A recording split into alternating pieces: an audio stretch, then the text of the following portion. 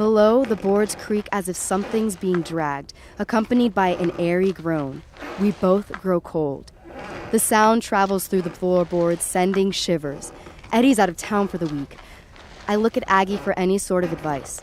She breaks her trance and snatches a sage stick before rummaging in her trunk. I stand and collect my flick knife I leave on the shelf. Someone is definitely walking around below. Aggie pulls out flashlights and rolls back to a whisper. Light! We need to fill this place with light. I tremble at the idea of going down there. Ghosts or not, something that doesn't belong here followed me in. Aggie stands and points at the hatch. Flattening her skirt, she takes a step, her boot echoing on the hardwood floor. The lamp flickers before giving out. The hatch slams shut. I grab Aggie, covering her mouth to muffle her shock. The switch next to the candles is useless. Must have been the fuse, though there's that awful shred of doubt. These candles won't be enough. We have to go to the fuse box in the basement. She hands me a flashlight. They're ultraviolet. Whatever's down there, these should do a number on it. Let it get close before attacking. We wait in silence for more footsteps, but it sounds like they've gone. We creep to the hatch, silently daring each other to go first. Reluctantly, I drop the ladder and make my descent. More darkness. Something's moving. I can see them, something lurking in the corners. Aggie's right behind me. I'm nearly there when I hear footsteps again. A crawling tension reaches my neck. None of this is real. None of this is real. I shut my eyes tight. I hear it screech. It's right above me. Eyes wide, I drop to the floor and aim my flashlight. Nothing happens. Aggie, on the ceiling! A beam tears across the room, illuminating the thing. It has the form of a child walking like a crab upside down. A tar-like substance drifts down as it lets out a hideous scream. Gripping the wall with hefty claws, tentacles sprout from its back and extends towards me. It snatches my arm just before the beam reduces it to ash. A shower of dust collects on my coat, sudding my skin. What the fuck? What the fuck? You believe her now? This is real. I am here. Anything seems possible. Powerless, defenseless, but just accept it. What's wrong with this? I hold up the flashlight. It probably needs new batteries. She tosses me a few, and I unscrew the back. We'll need to turn on all of the light switches before we fix the breaker. Give them no place to hide. Gonna want to hurry, too. We just seriously pissed them off. There'll be more. I can hear them on their way, their screams like children being set ablaze. It's too much to take in. They're just starting to gather. You ready? I just nod. Follow me. We follow the open hall to the staircase. Looking over the banister, I see them collecting in the foyer below. Aggie takes out another on the wall. A larger form with a club foot charges from a bedroom, dividing the two of us. It pushes her against the railing, nearly over. I focus my beam, burning a hole through its chest. Spitting and crying, it melts to the ground in an agonizing puddle of sludge. What are these?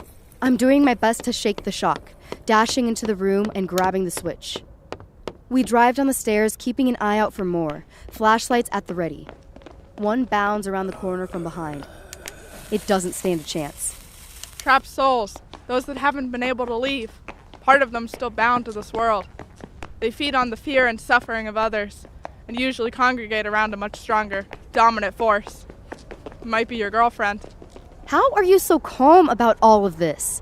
Across the foyer and through the next door, the tiles in the hall are bobbing up and down as if floating on the floor while the hall expands and contracts sporadically. Shit, I'm still tripping. I fumble for another switch on the wall. They feed on fear. Besides, I've seen these guys before. I shoot her a look. And also I took some mescaline. There it is. We are so screwed. In the kitchen, a creature bursts from the fridge, narrow and snake-like. I slice it in half with a certain satisfaction. Its body splits like a hose, covering the room in a dark substance. I try to shield my face, but I'm completely caught in the spatter. Gross. The floor now looks like a vast ocean of this shit, and it's only getting worse. Eddie's gonna be so pissed when he gets back. Aggie examines the fridge. Half the shelves look like they've been consumed while the door has been torn from its hinges. What was it even doing in here? Before I can reply, a tentacle appears from the basement door. It tethers around her neck. Failing to rip it over her head, she vanishes into the blackness. Aggie! I grab her flashlight off the ground and tear down the stairs after her. I scream her name while the beams pan over various boxes and bags. Aggie! The vast chasm of the basement has become surreal. I can't see her anywhere. Aggie! The fuse box. I figure it's my only chance now. I can't see shit down here, but I hear them crawling down the stairs after me. Their claws scrape and clatter against the cement. My foot catches and I tumble to the ground. Another shadow lunges, obliterated by the light. There's a guitar at my feet. Rhythm will protect me? I don't get the rules to this madness. I pull the strap over my neck. What was the tune?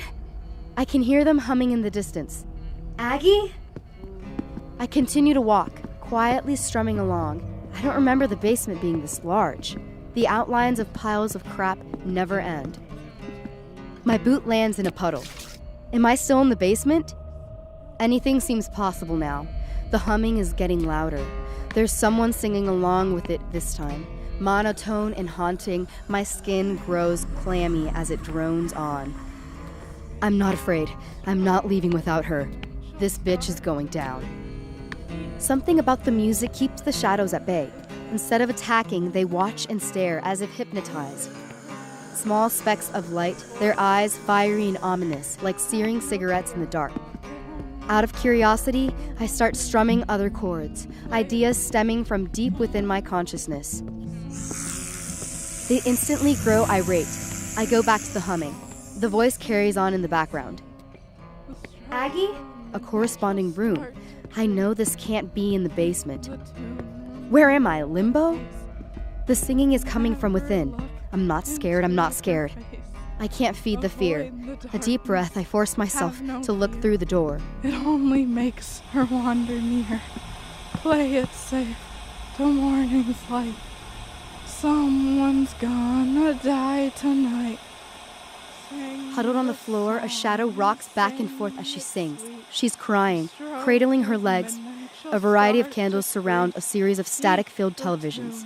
Shapes flash across the ceiling in the movement of the snow. Aggie? Alex? Her voice is hollow and frozen.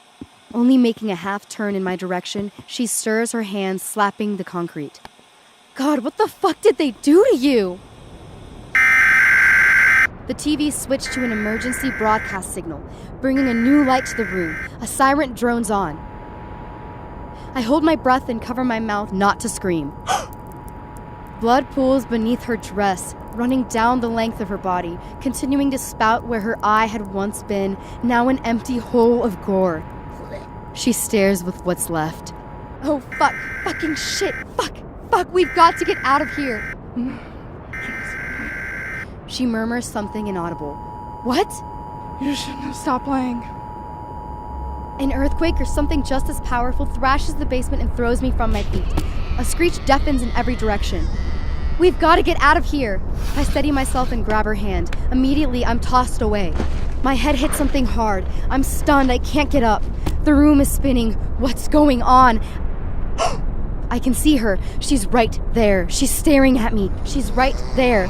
Don't look into her face! The silhouette screams, her mouth like an open gash stretching the length of her face, bearing dripping fangs. She points the knife at me and lunges. Aiming the flashlight only stupefies her for a moment. She screeches and darts around the room. I can't keep up. I toss Aggie back her light. An unpleasant silence settles. I lost her. Outside the room, I can hear something horrible roaring. The siren inside is just as bad. Where is she? Don't be scared. If there was ever a time to be afraid, now would be it. A sharp pain in my side twists, and Aggie's beam flashes over my shoulder. Another scream, now from behind me. Instinctively, I turn and smash the guitar into the figure's side, knocking her to the floor. I pull the blade from my back, just as painful as it entered. Aggie fumbles with some sort of cylinder, tossing it at the demon. She turns away. Cover your eyes!